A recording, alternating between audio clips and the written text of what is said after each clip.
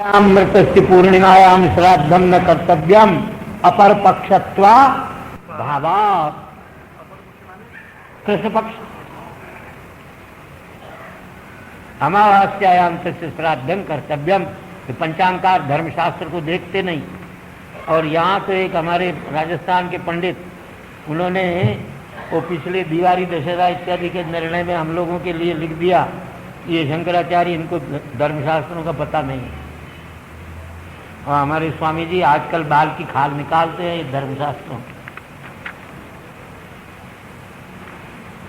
इसलिए धर्म सिंधु की पुस्तक कोई ले आएगा तो हम निकाल देंगे, सारी पोथियां बटोर करके चल नहीं सकते हैं भाई। अपर पक्षत्वा भावात्, कृष्ण पक्ष में श्राद्ध होता है और उसमें 3 पक्ष हैं। यदि पूर्णिमा को श्राद्ध करेंगे, सुनो इन्होंने चिट्ठी दी है और पंडित हो तो फिर पूछ लेना। श्राद्ध पक्ष में 3 पक्ष, षोडश, पंचदश और चतुर्दश। 16 श्राद्ध, प्रतिदिन श्राद्ध करेगा। एक तिथि बढ़ गई तो 15 के 16 हो गए। एक तिथि घट गई और बढ़ी नहीं तो 14 होंगे। और बढ़ी भी और घटी भी तब भी 15 होंगे। और न बढ़ी और न घटी तब भी। ये 3 पक्ष बतलाए हैं श्राद्ध। यदि पूर्णिमा को जोड़ लेते हैं तो इन तीनों पक्षों की हानि हो जाएगी। फिर तो 15, 16, 17 के पक्ष होंगे। इस वास्ते महालयारंभ हमको मालूम है, पंचांग में पूर्णिमा के दिन महालयारंभ लिखते हैं। महालयारंभ तो अत्यंत गलत है। और आप लोग पूर्णिमा में मरे हुए का, हम तो स्पष्ट कहते हैं ना, पूर्णिमा में मरे हुए का श्राद्ध भाद्रपद की पूर्णिमा में करते हैं। वो 16 आना गलत है। अमावस्या में करना चाहिए उसका श्राद्ध। और भी बहुत से पक्ष हैं।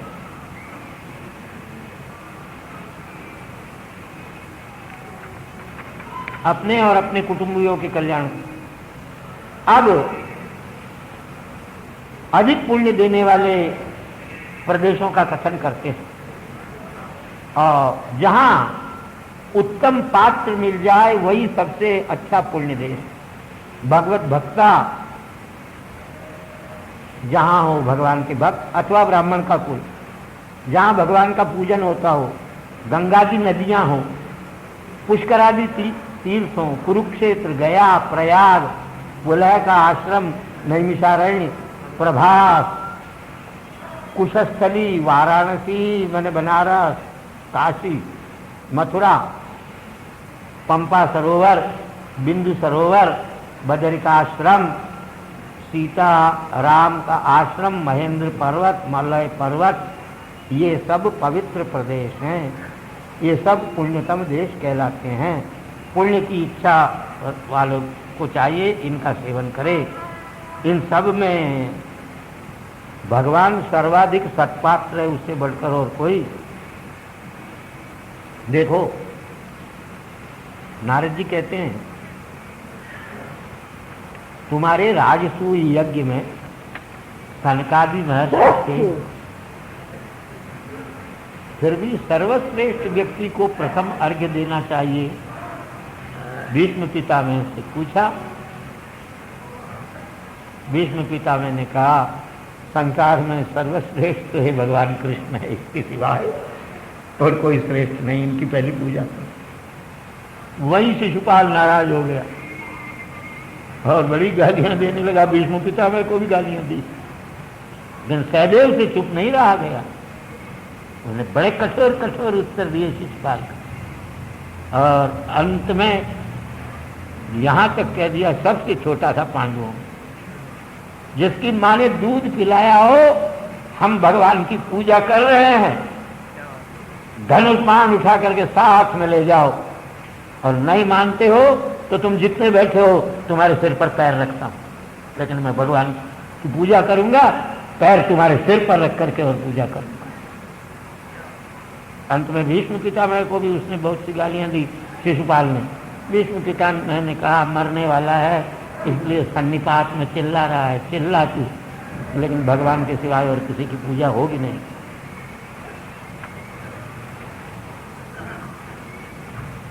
ये ब्रह्मांड रूप जो कोश है, इसका जो वृक्ष है, उसकी जड़ है भगवान। उनके चरणार बिंदुओं का पूजन करने से सबका पूजन अपने आप हो जाता है। भगवान ही मनुष्यों में, पशुओं में, पक्षियों में, सबके शरीरों में निवास करता है। इसीलिए उसका नाम है पुरुष। पुरुष शब्द का अर्थ है पुर मैंने नगर या पुरी, पुरी मैंने नगरी, उसमें जो शयन करे। नगरी कौन है? आपके हमारे सब जीवों के शरीर, यही नगरी है। इसमें भगवान शयन करते हैं अंतरात्मा रूप से। इस वास्ते पुरुष केवल भगवान हैं।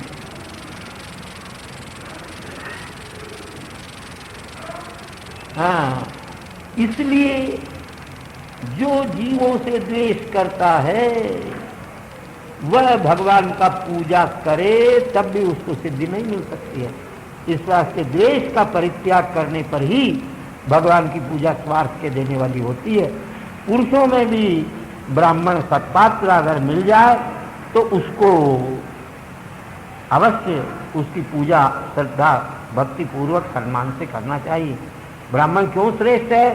कहते हैं वो भगवान के शरीर वेद का धारण करने वाला है। उनके चरणार बिंदों से त्रिलोकी पवित्र हो जाती है। ये ब्राह्मण भगवान के लिए भी महान देवता स्वरूप है।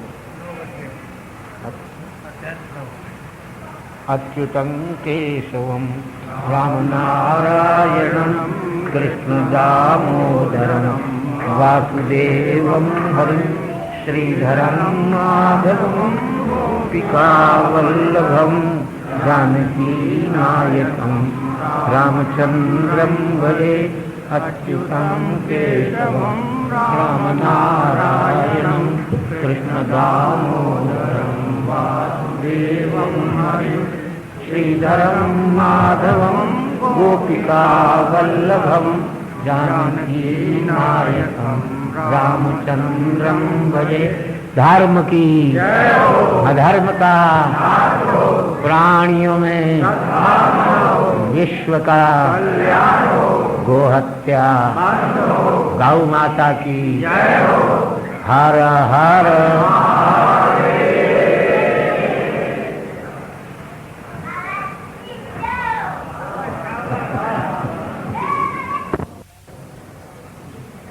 शक्तिं च तत्पुत्रपराशरं च व्यासं शुकं गौडपदं महन्तं गोविन्दयोगीन्द्रमथास्य शिष्यं श्रीशङ्कराचार्यमथास्य पद्मं पादं च हस्तामलकं च शिष्यं सन्तोषकं वार्तिककारमन्या नस्मद्गुरून् सन्ततमानतोऽस्मि।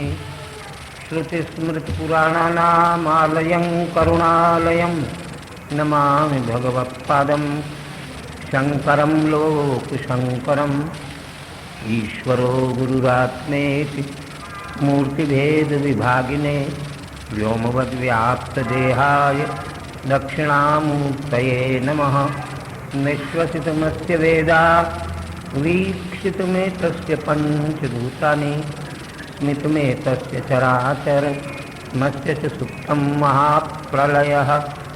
षड्भिरङ्गैरुपेताय विविधैरव्ययैरपि शाश्वताय नमस्कुर्मो वेदाय च भवाय च मार्तण्डतिलकस्वामी महागणपतिं वयं विश्ववन्द्यान् नमस्यामः।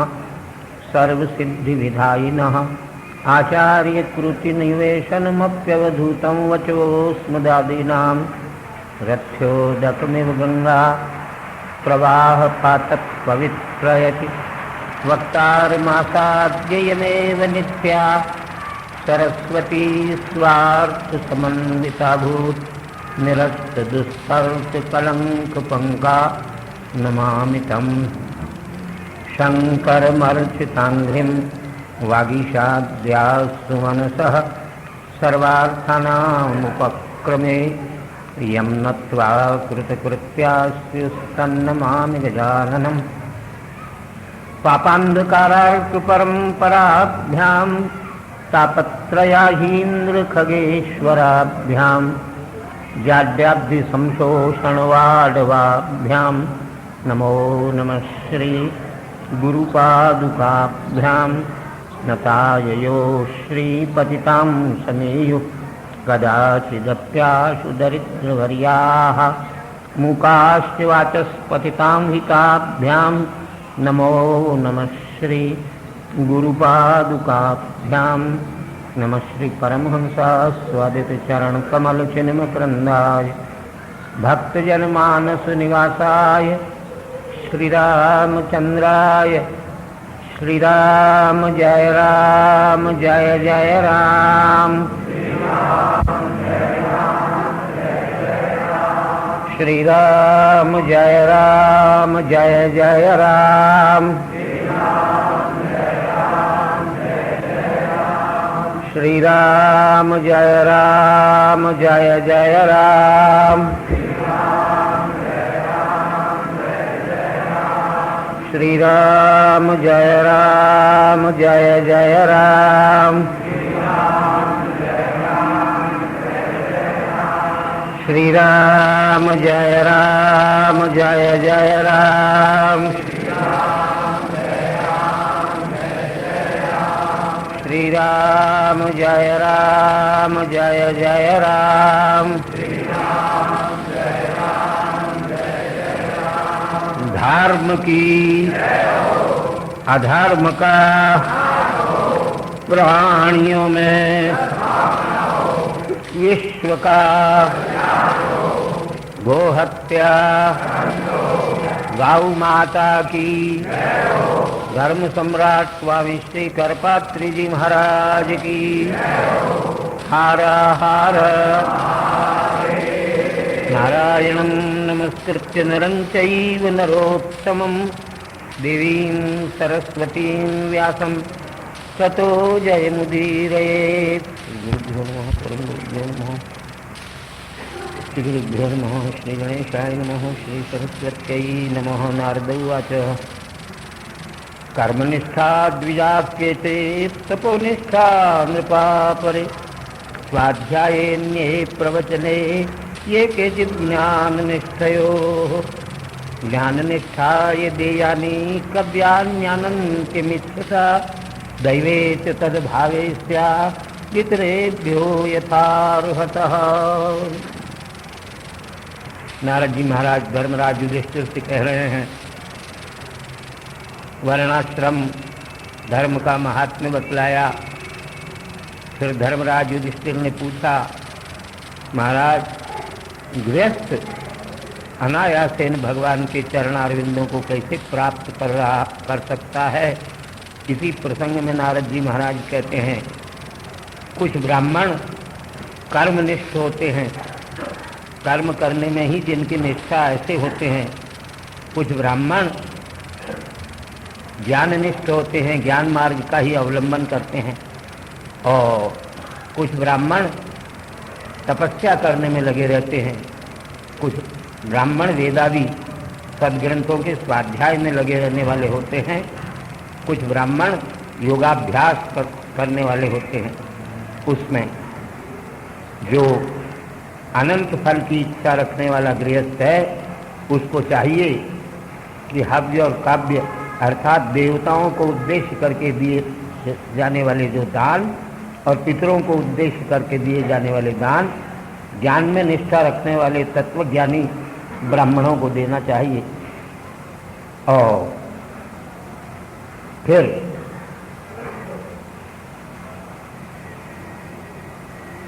श्राद्ध में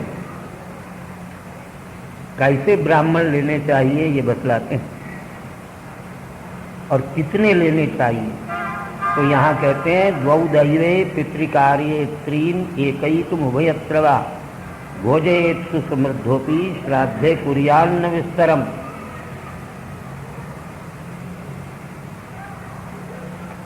श्राद्ध के देवता होते हैं, उसमें 2 विश्व देवा होते हैं और पितृ पितामह प्रपितामह, ये 3 पितर होते हैं। इस प्रकार 5 देवता होते हैं।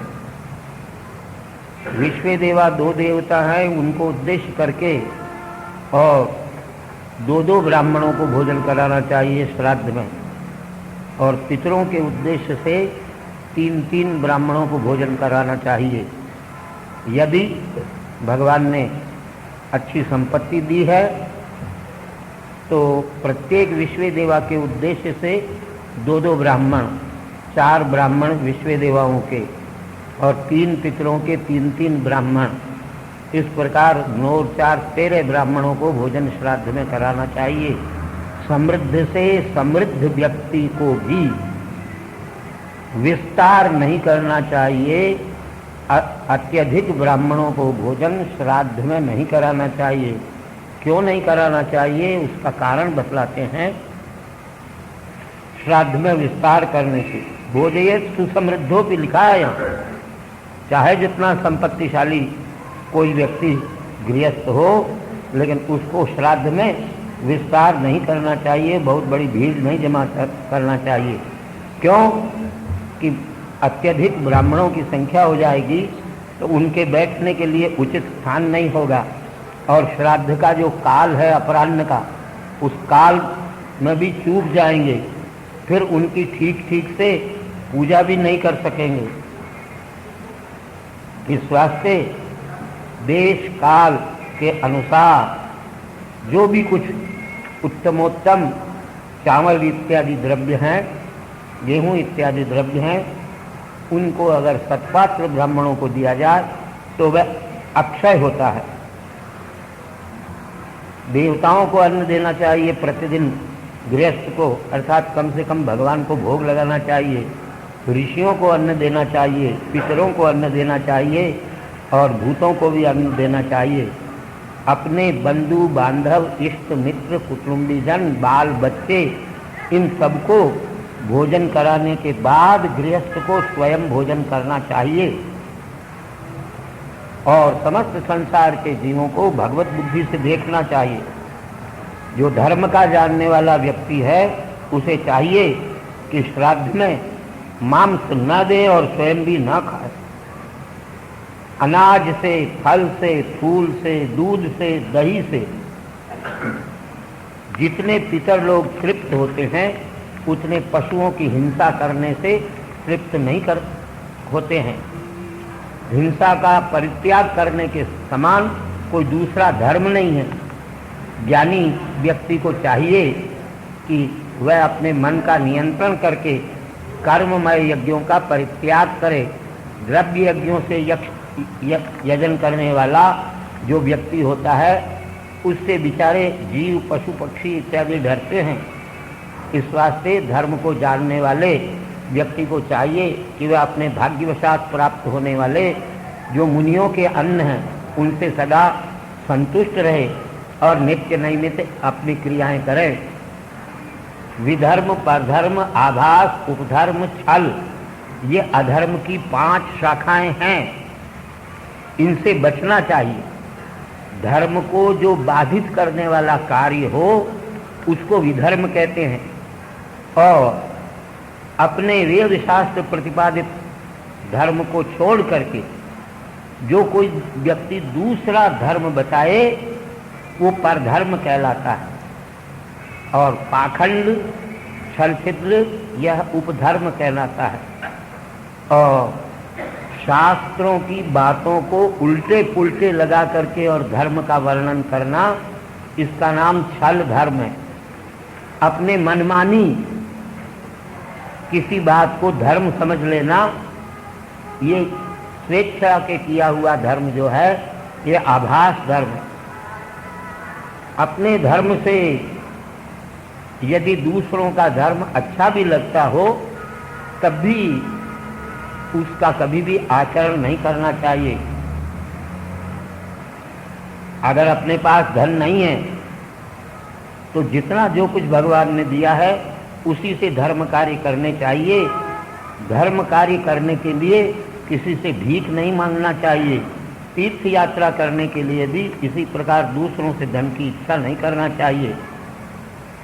जो किसी प्रकार की इच्छा नहीं रखता और अजगर की तरह अपनी वृत्ति रखता है, वो सुख प्राप्त करता है।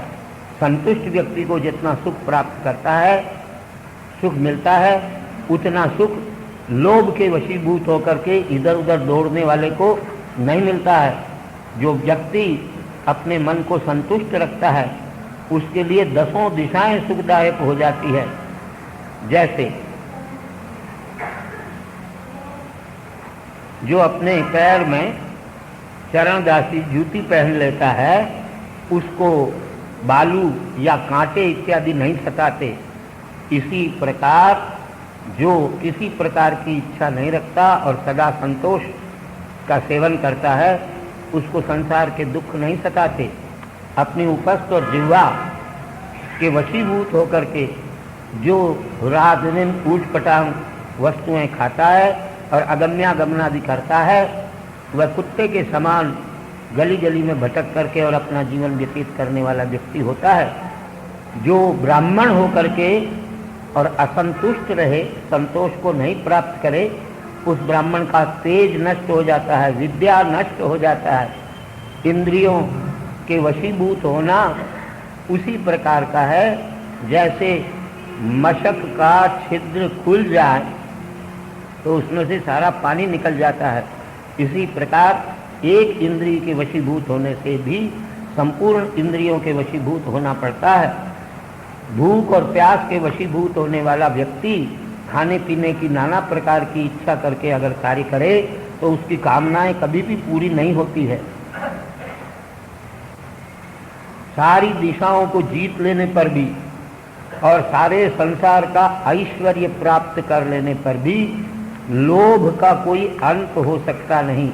जो पंडित हैं और बहुश्रुत भी बहुत से हैं, नाना प्रकार का ज्ञान जिनके हृदय में है, लेकिन ऐसे व्यक्ति भी यदि संतोषी न हो तो उनका पतन हुए बिना नहीं रहता। अब काम को कैसे जीते? कहते हैं काम को जीतने का उपाय है संकल्प प्रभवक कामः। काम संकल्प से उत्पन्न होता है। मन में विचार करें, ये करेंगे, ये करेंगे, ये करेंगे, तो कामना उत्पन्न हो जाती है। और कामना के परित्याग कर देने से मनुष्य क्रोध को जीत तो सकता है। धन को जीतने का उपाय यह है कि धन में अनर्थ की बुद्धि करे। अर्थानाम अर्जने दुखम तथैव परिपालने नाशे दुखम व्यये दुखम दिगर्थान क्लेश कारिण।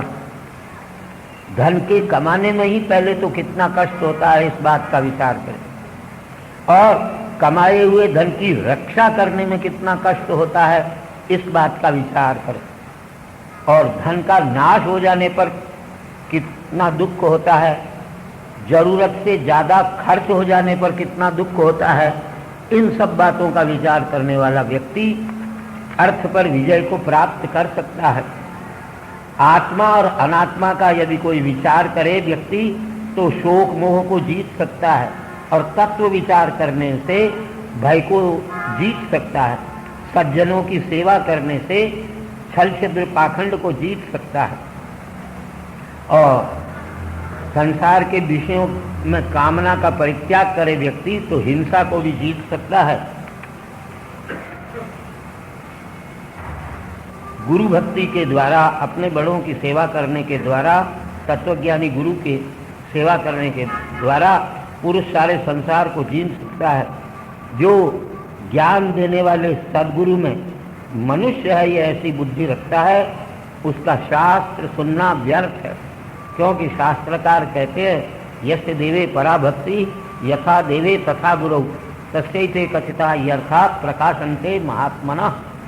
जो भगवान में परम भक्तिमान है और भगवान के समान ही अपने गुरु में भक्तिमान होता है, उसी को शास्त्रों के तात्पर्य का ज्ञान होता है।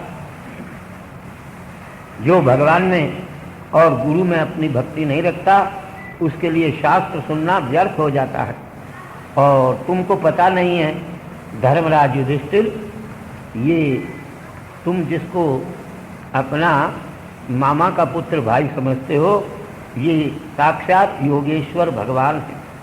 इनके चरणारविंदों की खोज करनी चाहिए। इनको लोग मनुष्य मानते हैं, तो बहुत बड़ी भूल है। भगवान के अवतारों को मनुष्य मानना, मनुष्य कहना, मनुष्य लिखना। कामादि के वेद को जीत करके भगवान के चरणारविंदों का ध्यान करने में ही व्यक्ति को लग जाना चाहिए। खेती इत्यादि जितने काम हैं, धन संग्रह इत्यादि काम हैं, ये मोक्ष के साधक नहीं है। जो बहिर्मुख है, अर्थात जिसकी अंतर्मुखी वृत्ति नहीं है, जो भगवान को अपने अंतःकरण में या समस्त संसार के जीवों में नहीं मानता, उसके लिए इष्टा पूर्त इत्यादि कर्म भी व्यर्थ हैं। पहले बता चुके हैं, यज्ञ दान तप इनको इष्ट कर्म कहते हैं। कुआ बावड़ी धर्मशाला प्याऊ इत्यादि पोसरा इत्यादि बनाना, इनको पूर्त कर्म कहते हैं। भूखे को अन्न देना, नंगे को वस्त्र देना, ये सब पूर्त कर्म। चित्त के जीतने के लिए व्यक्ति को चाहिए कि वह सब प्रकार के संगों से रहित हो जाए, कम से कम भोजन करे, पवित्र स्थान पर चाहे जहाँ नहीं, अपने आसन को बिछा करके उसके ऊपर बैठे अधिकारी पुरुष प्रणव का उच्चारण करे, अथवा जिनको प्रणवोच्चार का अधिकार नहीं है वो राम कृष्ण शिव हरि इत्यादि नारायण इत्यादि पवित्र नामों का उच्चारण करे। ऐसा करने के बाद पूरक, कुंभक और रेचक, ये तीन जो प्राणायाम के प्रकार हैं, प्राणों को ऊपर खींचना इसको पूरक कहते हैं, रोकने को कुंभक कहते हैं, और प्राणों को छोड़ने को रेचक कहते हैं। इनसे प्राणों को रोके। जब तक मन में कामनाएं उत्पन्न होती रहेगी तब तक इस कार्य में सफल नहीं हो सकता। इस वास्ते संपूर्ण कामनाओं का पकड़ के वापस भगवान के चरणारविंदों में ला करके और अपने हृदय में ही रोक ले। इस प्रकार अभ्यास करने वाले प्रयत्नशील व्यक्ति के चित्त को शांति प्राप्त हो जाती है। जिसका मन ब्रह्म में मगन हो जाता है, उसका चित्त कभी भी संसार की कामनाओं के वशीभूत नहीं होता है। जो संन्यास लेकर के फिर गृहस्थाश्रम के सुख की इच्छा करता है, वह उल्टी खाने वाले के समान पापी है। ये शरीर अंत में कीड़े, विष्ठा अथवा राख जैसी दुर्गति को प्राप्त होने वाला है। इसमें जो ममता करता है वो घोर अज्ञानी है। गृहस्थ को चाहिए वह अपनी क्रिया का परित्याग न करे। गृहस्थ यदि अपने धर्म कार्यों का परित्याग कर देगा तो पतन होगा। इसी प्रकार ब्रह्मचारी को चाहिए कि वह अपने व्रत का परित्याग न करे। व्रत त्याग ब्रह्मचारी के लिए, क्रिया त्याग गृहस्थ के लिए, और वानप्रस्थ आश्रम में रहने वाले के लिए ग्रामवासियों की सेवा, और सन्यासी के लिए इंद्रियों के विषय का सेवन। ये चारों आश्रमों के लिए विडंबना स्वरूप है, इसलिए इनका परित्याग करना चाहिए और सारे संसार के सुखों की उपेक्षा करना चाहिए। मनुष्य अगर इस बात को जान ले, आत्मानं चेद विजानीयात् अयमस्मीति पुरुषः किमिच्छन् कस्य कामाय शरीर मनु संजवरे। कहते हैं परब्रह्म परमात्मा ही हमारा अंतरात्म स्वरूप होकर के हृदय में विद्यमान है। इस बात को जो जान ले, उस व्यक्ति को फिर किस कामना से, कौन से सांसारिक विषय की इच्छा होगी और वह अपने शरीर का पोषण करने में क्यों लगेगा। ये शरीर जो है, प्रत्येक व्यक्ति को ऐसा समझना चाहिए, हमारा शरीर जो है ये रथ है और इसमें जो 10 इंद्रियां हैं, ज्ञानेंद्रियां और कर्मेंद्रियां, ये घोड़े हैं। बुद्धि इन घोड़ों को चलाने वाला सारथी है और मन जो है वह घोड़ों की लगाम है। धर्म और अधर्म ये दो शरीर रूपी रथ के चक्के हैं, चक्र हैं। अहंकार सहित जीव भी रथ है। और इस रथ शरीर रूपी रथ में बैठ करके भगवान के मंगलमय नाम को धनुष बनाना चाहिए। अधिकारी पुरुष को प्रणव को धनुष बनाना चाहिए और अपने जीव को बाण बनाना चाहिए और भगवान के चरणारविंदों को लक्ष्य बनाना चाहिए। अपने जीव रूपी बाण को भगवान के चरणारविंद रूपी लक्ष्य के ऊपर छोड़ना चाहिए। राग द्वेष लोभ मोह हिंसा मत्सर रजोगुण प्रमाद निद्रा ये सब मनुष्य के शत्रु हैं। ऐसे मनुष्य शरीर रूपी इस रथ में बैठ करके ज्ञान रूपी तलवार को प्राप्त करके इन शत्रुओं को जो जीत लेता है और अपने मन को जो शांत करता है, अपने अंतरात्मा के ही आनंद से जो संतुष्ट रहता है, फिर वह व्यक्ति शरीर मन बुद्धि प्राण इन सब का परित्याग करके मोक्ष धाम को प्राप्त हो जाता है। ऐसा नहीं करने वाले व्यक्ति को ये इंद्रिय रूपी घोड़े जो हैं ये बड़े दुष्ट हैं। थोड़ा सा भी यदि सारथी और रथ में बैठने वाला रथी प्रमाद कर जाए तो ये प्रवृत्ति मार्ग में खींच करके ले जाते हैं। जैसे घोड़े कभी खंडक में ले जा करके रथ को गिरा देते हैं और डाकू और चोर इत्यादि जहाँ रहते हैं, ऐसे वन में जैसे घोड़े रथ को खींच करके ले जाते हैं, ऐसे ही इंद्रियों के भोग रूपी डाकुओं को ये इंद्रिय रूपी घोड़े जो हैं वो संसार रूपी कुएं में ले जा करके गिरा देते हैं। प्रवृत्ति मार्ग का आश्रय लेने से संसार को प्राप्त करते हैं जीव, निवृत्ति मार्ग का आश्रय लेने से मोक्ष को प्राप्त करते हैं। हिंसा में द्रव्य से अग्निहोत्रादि और पशुयाग और सोमयाग इत्यादि करना उचित नहीं है। वैश्वदेव और बलिहरण वापी कूप तड़ाग आदि ये सब प्रवृत्ति मार्ग के कर्म हैं। प्रवृत्ति मार्ग से कृष्ण पक्ष में रात्रि में दक्षिणायन में शरीर को छोड़ने वाला व्यक्ति चंद्रलोक में जाता है। जीता हुआ कोई भी मनुष्य चंद्रलोक में नहीं जा सकता है, मरा हुआ ही जा सकता है। अंग्रेजों का राज था और हमको मालूम है महारानी विक्टोरिया उस समय राज करती थी। जयपुर के महाराज माधव सिंह जी की मित्रता थी उनसे। उनको एक पत्र महारानी विक्टोरिया ने लिखा था कि महाराज हमारे यहाँ के लोग चंद्रलोक की यात्रा कर रहे हैं, आपके यहाँ सबसे बड़े ज्योतिषी हैं, चंद्रलोक की यात्रा का मुहूर्त निकाल करके और भिजवाइए।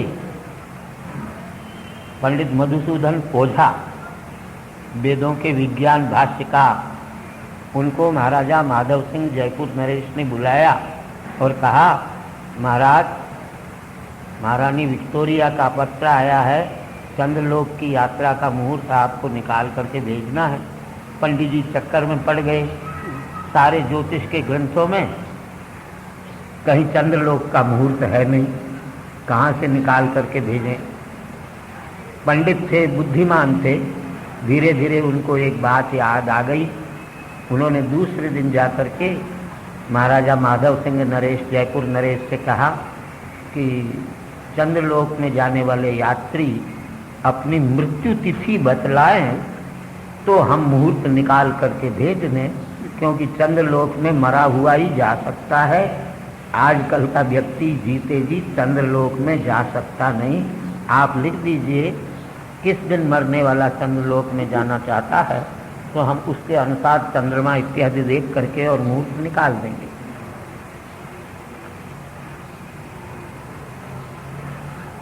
हाँ, ये धूमादि मार्ग से धूमो रात्रि तथा कृष्णा षण्मासा दक्षिणायनम, इस मार्ग से जाने वाला चंद्रलोक में जाता है। लेकिन वहाँ भोगों को भोग करके फिर बरसात के द्वारा, पहले हम बता चुके हैं आप महानुभावों को, पृथ्वी में आता है, पृथ्वी से अन्न आता, अन्न में आता है, अन्न से पुरुष के शरीर में जाता है, पुरुष के शरीर से फिर माता के शरीर में जाता है, फिर वहाँ 10 महीने रह करके और फिर पैदा हो जाता है। ये प्रवृत्ति मार्ग है। गर्भाधानादि स्मशानांत जो 16 अथवा यस्यैते अष्टाचत्वारिंशत् संस्कारा 48 संस्कार पहले होते थे, उससे संस्कृत जो ब्राह्मण है वह इंद्रिय, मन, वाणी इन सबको वर्ण समुदाय में लीन करे, वर्ण समुदाय को प्रणव में, ओंकार में लीन करे, ओंकार को नाद में लीन करे और नाद को ब्रह्म में लीन करके और ब्रह्माभ्यास करे तो वह परम पद को प्राप्त हो जाता है। इस मार्ग से जाने वाला व्यक्ति फिर लौट करके नहीं आता। देवयान जो है वह निवृत्ति का मार्ग है और पितृयान जो है वह पुनः आवृत्ति का मार्ग है। शास्त्र रूपी चक्षु से देवयान और पितृयान का रहस्य जान करके मनुष्य इस शरीर से भी मोक्ष को प्राप्त कर सकता है और मोह से छूट जाता है। देवताओं के आदि और अंत में कारण की अवधि को जानने वाला प्रकाश और अप्रकाश स्वरूप ज्ञानी स्वयं बन जाता है। तर्क के विरोध से बाधित हो जाने वाला, तर्क का सीधा सीधा विरोध है भाई। तर्क से तत्व ज्ञान नहीं होता, आप लोगों को मालूम है। छोटी अदालत में अच्छे वकीलों के द्वारा कोई मुकदमा जीत जाए, लेकिन वह सेशन जज में जाकर, कोर्ट में जाकर के फिर हार सकता है। वहाँ से फिर अपील करे तो हाई कोर्ट में जाकर के जीत जाता है, हाई कोर्ट में फिर अपील करे तो सुप्रीम कोर्ट में जाकर के हार जाता है, हारा हुआ जीत जाता है। हाई कोर्ट से भी कोई ऊपर हो तो वहाँ वो उसका निर्णय फिर बदल जाता है। इसका मतलब है ये तर्क से सिद्ध होने वाली बातें जो है वो वास्तव में सत्य और शाश्वत नहीं होती। इस वास्ते तर्क को छोड़ करके शास्त्रों का आश्रय लेना चाहिए। हमारे यहाँ ऐसा नहीं था।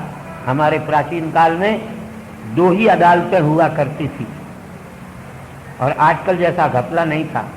एक नीचे की अदालत होती थी, नीचे की अदालत के निर्णय से जिसको संतोष नहीं होता वो अपील कर सकता था। लेकिन हमारे यहाँ पहले नियम था कि अपील करने वाला अगर जीत गया तो नीचे की अदालत के जज को दंड दिया जाता था कि तुमने गलत फैसला क्यों दिया। ये वीर मित्रोदय के जो है विधित प्रकाश में स्पष्ट लिखा हुआ है। अच्छा,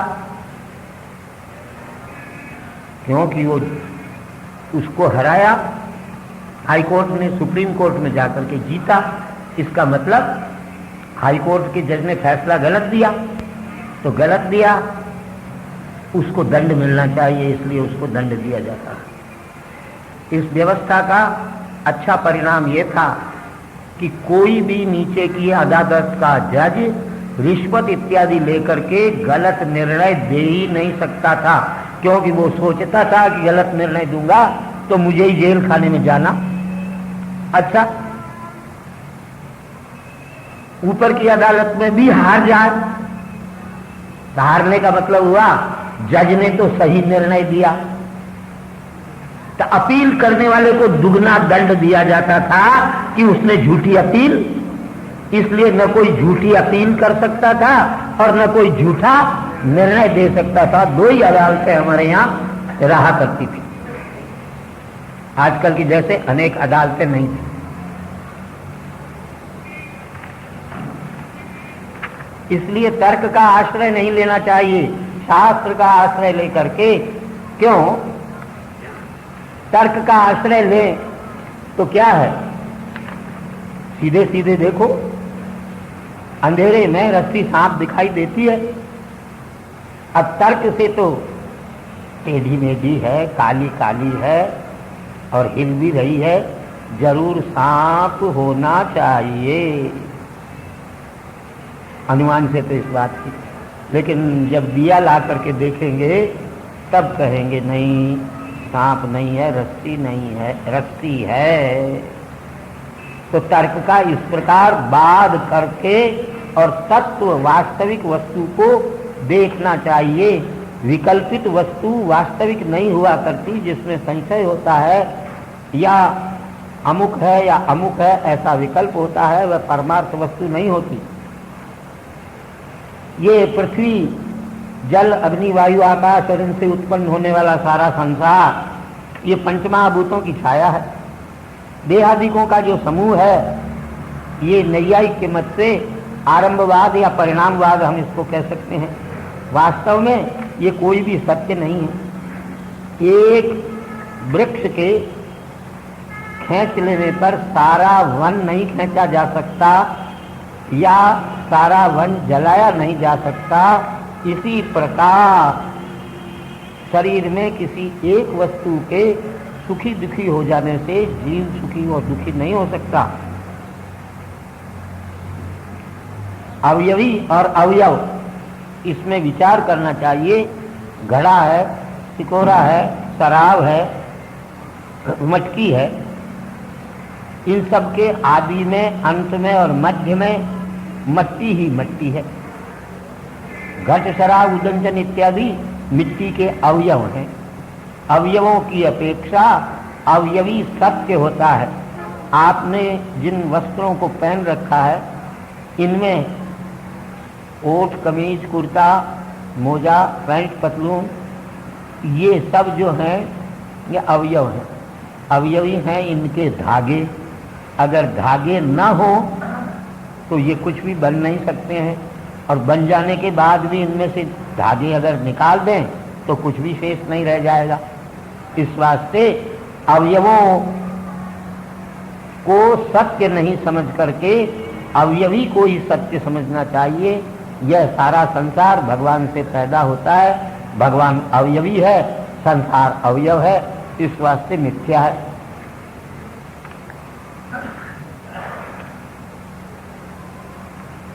ईश्वर को छोड़ करके जो ईश्वर के समान किसी दूसरे व्यक्ति को देखता है ये सादृश्य भ्रम है।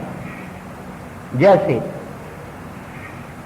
चंद्रमा को देख करके कोई मुक्त में चंद्रमा की कल्पना करे, सादृश्य भ्रम होता है। स्वप्न, जागृत और सुषुप्ति ये तीन जीव की अवस्थाएं होती हैं। इनमें विधि और निषेध की प्रवृत्ति होती है। भावाद्वैत, क्रियाद्वैत और द्रव्याद्वैत, इन तीनों बातों को जो अपने अनुभव से जान लेता है वह जागृत और स्वप्न और सुषुप्ति से परे अपने अंतरात्मा का ज्ञान प्राप्त कर लेता है। कार्य और कारण, सोने के बने हुए जितने जेवर हैं, जितने आभूषण हैं, अलंकार हैं, ये कार्य हैं और इनका कारण है सोना। सोना सत्य है, आभूषण मिथ्या है। जैसे वस्त्र और तंतु, धागे, इनमें धागे सत्य है, सुवर्ण सत्य है, इस प्रकार की बुद्धि करना इसका नाम है भावाद्वैत। परब्रह्म परमात्मा के चरणारविंदों में संपूर्ण अपने शरीर, मन, बुद्धि और इंद्रियों की क्रियाओं का अर्पण कर देना, इसका नाम है क्रियाद्वैत। और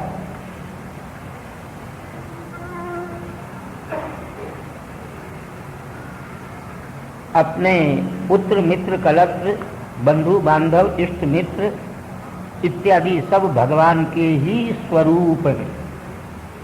इस प्रकार का विचार करना, इसका नाम है द्रव्याद्वैत।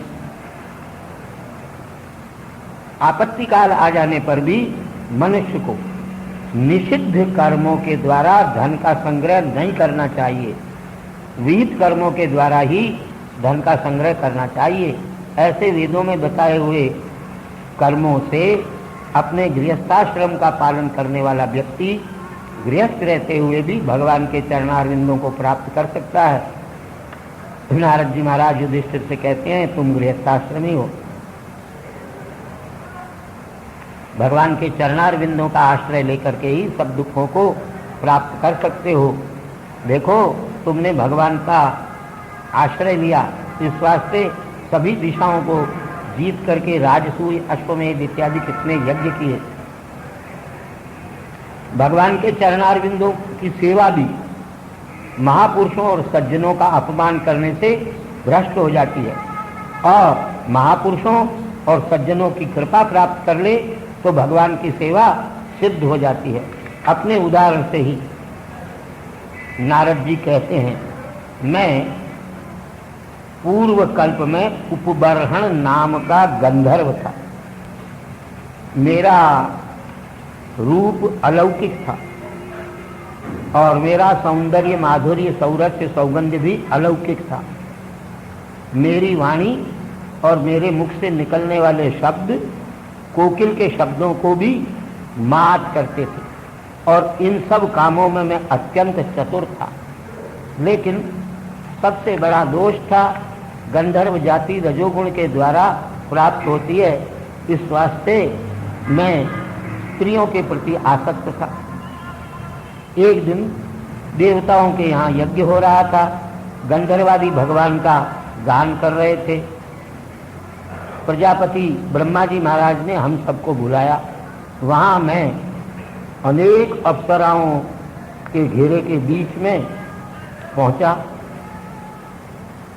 बस ब्रह्मदेव महाराज को मुझे मेरी स्थिति देख करके और मन में क्रोध उत्पन्न हो गया और उन्होंने मुझको शाप दे दिया, जाओ तुम शूद्र हो जाओ। तब तो मैं एक दासी के उदर से पैदा हुआ। वहाँ पर भी ब्रह्मवेत्ताओं की सेवा करके मैं फिर